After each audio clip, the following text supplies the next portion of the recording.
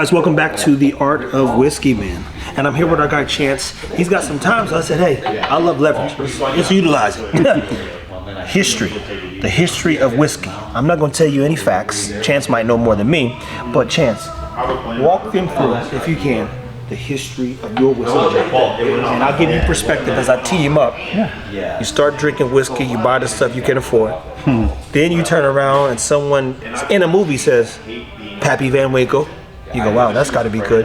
Then you go, I'm never going to have that. And you see it on the menu, you say, $240 for a pour? Depending on where you at and what year it is. Then you turn around and come to the blender and you get to put your own whiskey in a bottle. This is Richard's, for instance, 50th bottle.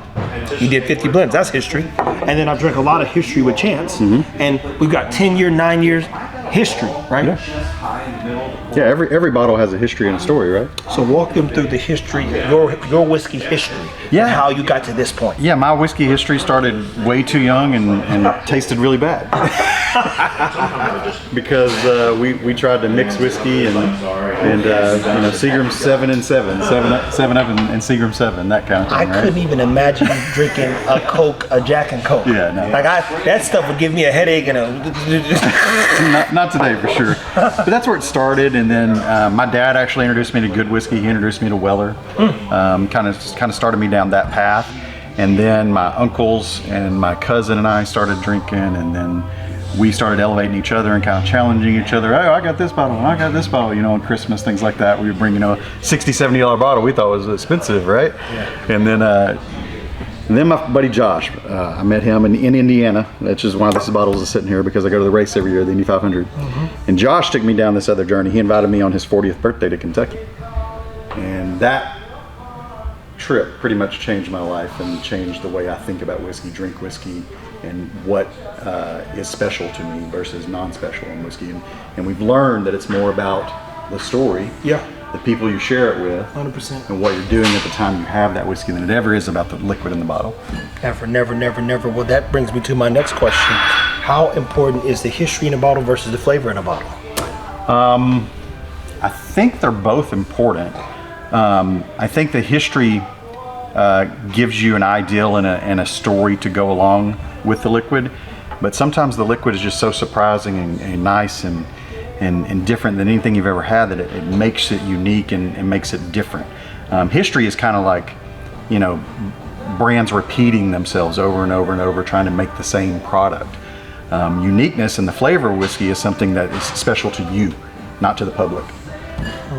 Interesting, guys. And I would agree, man. I don't know necessarily how to specifically articulate personally the difference just yet. I'm going to learn through Chance, because I didn't really start with the understanding of any liquor. Like in my mind, all liquor's bad. And you grow up and you say, no, it's not that bad. We've had some amazing times, amazing nights, and seen some amazing things. Everything in moderation, right? Absolutely. So I guess my journey is beginning now. Because even with the stuff you have in the blender, you might get some 4-year stuff that's amazing. 6-year, 8-year, 10-year stuff's really rocking right now. Yeah, and man, I don't know how to make your journey.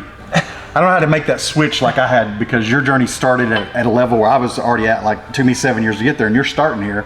So I don't know where we go from here. We're gonna find out though. Look, that's the goal, man. And again, I get asked about amazing stuff, but it's because of Chance. It's because of being around Tim and like. And you walk into an old fence. I'm like, yo, what is this? And he's like, just buy it. And if you don't want it, I'll buy it from you. Right. I said, what's it? You buy that too. If you don't want it, I'm like, should I get this? Yes. One time I left my car. He's here. Take this one.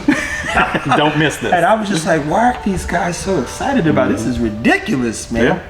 Now I understand even more, because even the hunts is kind of fun with your friends. Yeah, I mean that's it's kind of, you're after a bottle, but you don't know what you're going to end up with. You've already invested all this time. You might as well make it a good time with people that are of like minds, Yeah. And we learned some stuff. Evergreen, or was it Green River? My bad.